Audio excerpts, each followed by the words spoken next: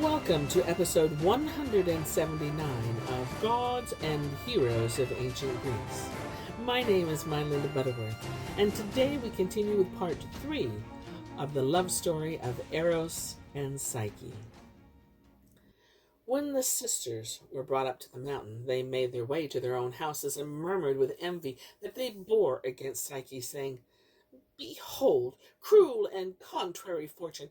Behold, had we, born all of one parent, have varied destinies, but especially since we are the elder two, and are married to strange husbands, and are made to act as handmaidens, and as if we're banished from our country and friends. Whereas our youngest sister has an abundance of treasure, and a god as her husband, who doesn't have to use his great wealth. Did you see what was in that house? What great store of jewels, glittering robes, the gems, and about the gold we walked on. If she really has a husband, as she says she does, there's no one that lives happy as in all the world as she does.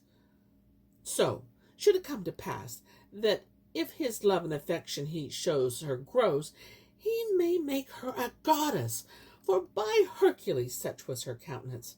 She behaved herself as if she were a goddess. Did you notice that she had voices to serve her, and the winds did obey her? But look at me, I am a poor wretch, who first married an old man who was as older than my father, more bold than a coot, more weak than a child, and he locks me up all day in the house." Then said the other sister, "And in faith I am married to a husband that has gout, bent, crooked, lousy at paying my debt. I am subjected to rub and massage his stony fingers with various sorts of oil, and to wrap them in plasters and salves, so that I soil my white and dainty hands with the corruption of filthy clouds, not treating me like a wife, but more like a servant. And you, my sister, seem likewise to be in bondage and servitude. Wherefore I cannot abide to see our sister in such great delight. Did you see how proudly and arrogantly she sent us off? It was as if she tired of our company, so she had to shower us with gifts to show off her new-found wealth, and then had us blown back up the mountain. I am not someone to treat like this. I will find a way to take it out away from her. And if you, my sister, are as upset as I, let us figure out how to make it happen, and not tell anyone, including our parents, that we have seen her, even though we have. Let us not tell our father of our good fortune, or anyone else, since they are not happy whose riches are unknown. So she will know that we, her sisters, no objects, but that we are worthier than she is. But now, let us go home to our husbands and poor houses. And when we created our plan, then we will return to suppress her pride." So this evil counsel pleased these two evil women, and they hid the treasures which Psyche gave them, and tore their hair, renewing their false and forged tears. When their father and mother believed them weep and lament still, they doubled their sorrows and grief. But full of ire and filled with envy, they went home, plotting the slaughter and destruction of their sister. In the meantime, the husband of Psyche warned her again in the night with these words. "Don't you see," he said, "what peril and danger evil fortune threatens you? If you do not take heed, it will shortly come upon you. For your unfaithful sisters are setting snares to catch you, and their purposes is to make and persuade you to see my face, which if that should happen, as I have told you many times, you will never see me again. Thus, if these naughty hags, armed with wicked minds, do by chance come again, as I believe they will, take heed that you do not talk with them, but simply suffer them to speak what they will. However, if you can't restrain yourself, beware that you do not talk about your husband, and we will increase our family, and this young and tender child couched in that tender belly of yours, if you conceal my secrets, shall be made an immortal god, otherwise a mortal creature." Then Psyche was very glad that she should bring forth a divine baby, and very joyful in that she should be honored as a mother. She figured out carefully the days and months that passed, and never being with child before, marveled greatly that in so small a time her belly should swell so big. But those pestilent and wicked furies, breathing out their serpentine poison, took a ship to bring their enterprise to pass.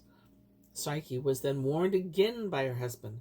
Behold, the last days, the extreme case, and the enemies of your blood have armed themselves against us, pitched their camps, set their hosts in array, and are marching towards us. For now your two sisters have drawn their swords and are ready to slay you. Oh, with what force are we assailed this day! Oh, sweet Psyche, I pray take pity on yourself of me, and deliver your husband and this infant within your belly from so great a danger, and see not, neither hear those cursed women, which are not worthy to be called your sisters, for their great hatred and breach of sisterly amity, for they will come like sirens to the mountain, and yield out their piteous and lamentable cries. When Psyche had heard these words, she sighed sorrowfully and said, "Oh, dear husband, this long time you have experience and trial of my faith, and do doubt that I will persevere in the same way?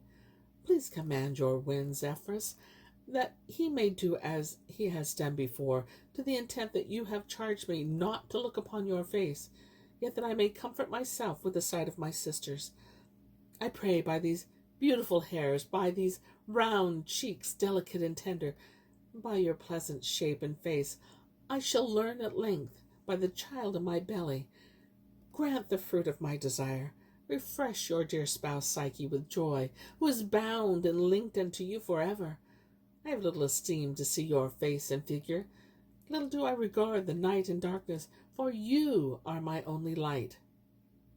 Her husband was enchanted with her words, and amenable to her continuous embraces. Wiping away her tears with his hair, did yield unto his wife, and when morning came he left, as he was accustomed to do. Now, when her sisters arrived at the rock, they did not stop to visit their father and mother, but did leap down rashly from the hill itself. Zephyrus, having been commanded by Eros to bring them down safely, even though it was against his will, laid them in the valley without any harm. Without any thanks to Zephyrus, the sisters rushed to the palace and embraced their prey, and thanked her with flattering words for the treasure which she had given them. They said, "Oh, dear sister Psyche, we see that you are with child." And they prattled on, and dished out the prayers and blessings, and by this means they went about to win Psyche over, little by little. After their long trip, they went and washed in the bath, followed by being served a sumptuous meal. Psyche commanded one to play with the harp. It was done. Then immediately others sang, others tuned their instruments, but no person was seen by whose sweet harmony and modulation the sisters of Psyche were greatly delighted. Howbeit, the wickedness of these cursed women was not suppressed by the sweet sounds of these instruments, but they settled themselves to work their treason against Psyche, demanding who her husband was, what his parentage.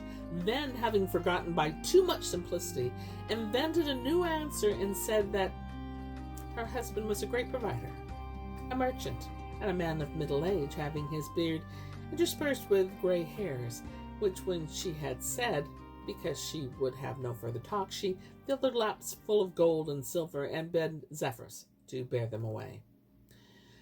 In their return homeward, they murmured with themselves, saying, "How say you, sister, to so apparent a lie of Psyche's? For first she said that her husband was a young man of flourishing years and a flaxen beard, and now she says that it is a half gray with age. How is it that he became old in such a short period of time? I believe that either this cursed queen has invented a great lie, or that she has never seen the shape of her husband, and if that is the case, then she might be married to a god, and will bear a young god, which we must never tell our mother, else I would have to hang myself. Therefore, let us go to our parents and create a colorful lie about the matter." And after they were thus inflamed and had visited their parents, they returned again to the mountains, and by the aid of the wind Zephyrus were carried down into the valley, where they strained their eyelids to cause them to weep. Then they called down to Psyche, saying, "Thou ignorant of so great evil, do you think that you are sure and happy, and sit at home, not regarding your own peril, where we go about your affairs, and are careful lest any harm should happen to you? For we are sure that there is a great serpent full of deadly poison, with a ravenous and gaping throat that lies with you every night. Remember the oracle of Apollo, who pronounced that you were to be married to a fierce serpent, and many of the inhabitants hereabout swear that they saw him last night returning from the pasture and swimming over the river, where they do undoubtedly say that he will not pamper you long with delicate meats, but when the time of delivery comes, that he will devour both you and your child. So consider whether you will agree for your own safety and to avoid the peril of death, and be content to live with us, your sisters, or stay with the serpent and end up swallowed up into the gulf of his body. And if it so be that your solitary life, your conversations with voices, this servile and dangerous pleasure, and the love of the servant are more delightful, do not say that your natural sisters didn't warn you."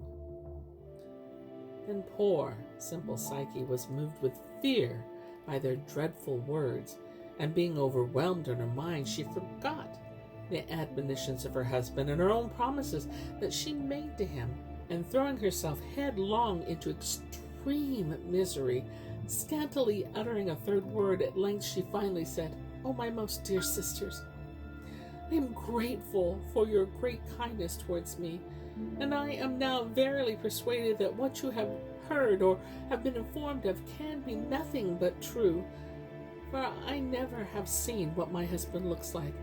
I also do not know where he came from. I only hear his voice in the night, insomuch that I have an uncertain husband, and he does not love the light of the day, which makes me suspect that he is a beast, as you affirm. Moreover, I am afraid to see him, for he has cautioned and threatens great evil to me if I should try and behold his shape. Wherefore, my loving sisters, if you have any beneficial remedy for the danger I am in, tell me now."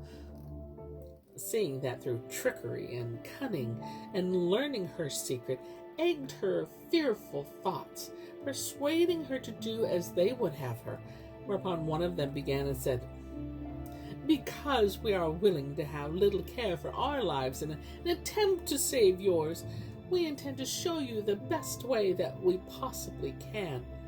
Take a knife and put it under your pillow. Then have a lamp with oil hidden somewhere in your bedchamber. Then, when he comes to bed and is sleeping soundly, arise secretly, and with your bare feet go and light the lamp. With the knife in your right hand, look at his form, and if he be a beast, slay him. We will then marry you to some comely man." After they had thus aroused the heart of their sister, fearing lest some danger might happen unto them by reason of their evil counsel, they were carried by the wind Zephyrus to the top of the mountain, where they sailed away. When Psyche was left alone, she was confused, like the waves of the sea, and although her will was obstinate and resisted to use the counsel of her sisters, yet she was in a doubtful and various opinions touching her misfortune. Sometimes she would, sometimes she wouldn't, sometimes she was bold, and other times she wasn't.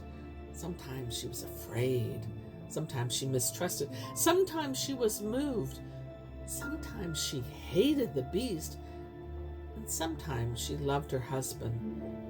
But in the end, she decided to follow her sister's evil counsel for her wicked intent. Soon after her husband came, and when he had kissed and embraced her, he fell asleep. Then Psyche brought forth the lamp and took the knife. But when she came to the bedside, But when she came to the bedside, she saw the most meek and sweetest beast of all beasts, even fair Eros, couched fairly, at whose sight the very lamp increased his light for joy, and the knife turned his edge. But when Psyche saw him, she saw how glorious he was. She, trembling, fell on her knees, and thought to place the knife in her own heart, for the great fear overcame her, had it not fallen out of her hand. Awe was divine.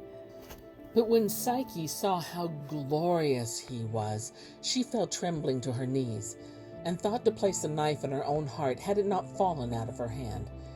What she saw was divine.